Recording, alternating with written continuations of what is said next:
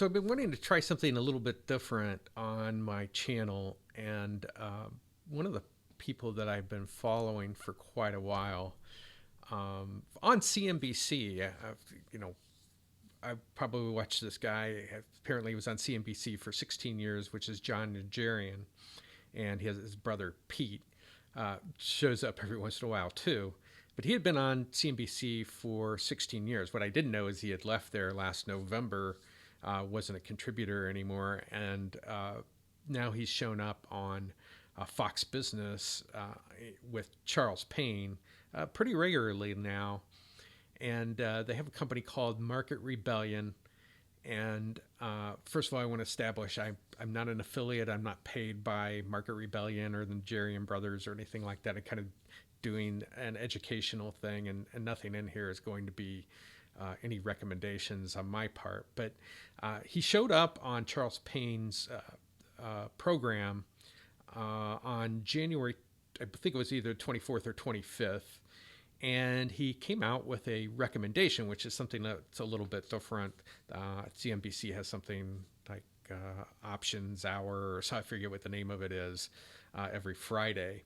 But he made a recommendation, or he basically had a call out there on Tesla, which I had been following and been investing in on and off over the last couple months, prior to that too, but in the last couple months. And he had a vertical call that was basically 146. And this is I wound up buying the 146 call and selling the 162 and a half call, and just bought one contract, and it cost me $1,000. And the risk was pretty good associated with that. And Tesla was increasing at the time.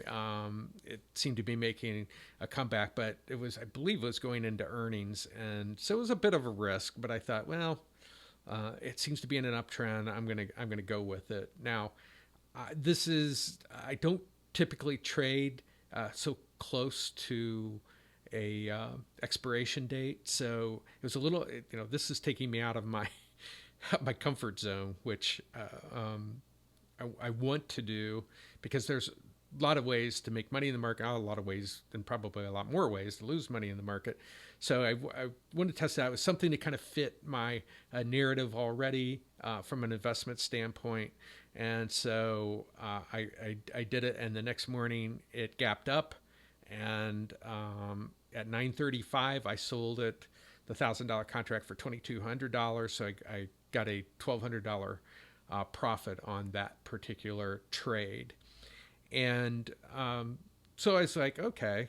And he mentioned something about Market Rebellion and all of this, and this is the website that they have. And again, I'm not an affiliate. I'm not paid by them or anything. And so it was talking about this 3 at 3. And I was like, okay, I wonder what that is. And so I went to his Twitter page. And so every day at 3 o'clock, or every trading day at 3 o'clock, he makes three or identifies three stocks that have unusual activity. So in other words, somebody's buying a lot of options on a particular stock, and I started getting interested. I started following a little bit. I did some paper trade on it, just to see, how do these things perform. And they were, there were losers in there and there were winners in there. And you let the winners run in accordance. And I didn't actually on Tesla, which was one of my problems. Was I don't like trading so close to expiration dates, and this was like maybe 2 days before the expiration. And so I got a little uncomfortable and said, well, I'm going to take my profit and run. Took my $1,200 and went on to something else. But it did lead me back to this, and I started thinking, well, for my audience, maybe it would be interesting to track these recommendations that they have, the 3 at 3. Now, again, I'm not someone who trades close to expiration dates, and not all of the recommendations are close to expiration dates. And I'm be more inclined to get involved with those just based off of a comfort level. But, again, if I track it, build some confidence associated with some of the things that they're seeing here.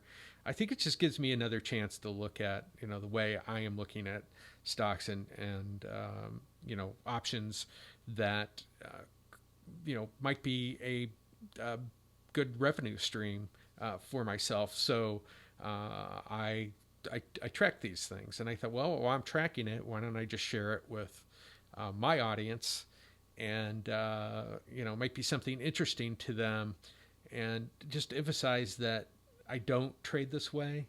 It's too close to expiration, typically for me. But again, a chance to try something new. So I'm hoping that I post this out there, and not to make this, again, a recommendation. This is educational from my perspective. Maybe people can learn, if you're not involved, it's a good way to safely look and see how things play out. If you are, you may have suggestions that, say, oh, you got out way too early, and here's why. For instance, like with my Tesla stock, taking the profit and run was kind of my mode.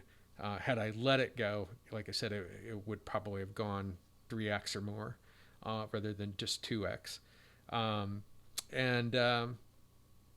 So I'm tracking these, and what I've done is I set up a paper account, because I don't take all of these trades that they recommend. It's just not the way I would do it. I'll look at their charts. I'll look at supply and resistance area, or support and resistance areas. It can kind of it's a different thing. And just to give you an example, on Snap, for instance, it was I bought one of their recommendations on Snap on the call, and it was on an earnings day, and the stock went down, or they came out with a bad earnings report, and so the stock dropped $1. It really didn't even hit my 50% loss type of thing, or of what premium I put in, but I got out of it. The next day, it's up. Where it was $1 down, it was up about $1.50. So had I held on, but again, I'm not used to trading near expirations like that and around earnings. And I had tried a few of these on the paper account, but I've cleared out my paper account, and they're making recommendations here, or they're identifying unusual activities, probably the more appropriate word to say. And 3 stocks, for instance, that they did yesterday were ON, which is a semiconductor company. They're talking about, they give you pretty good detail what the stock's trading at, what they bought, 3,750 April 85 calls, $6.60 to $6.60 to $6.65. It's a call spread, so there's buying a call and selling a call at different levels. And I look at these and I'll say, okay. And in this case, well, before I get to that, they also did one on Western Union. They give you quite a bit of information. They also warn you, that the earnings were coming out, after the close. And, so they give you pretty good information on the options that were purchased in large volume. So I,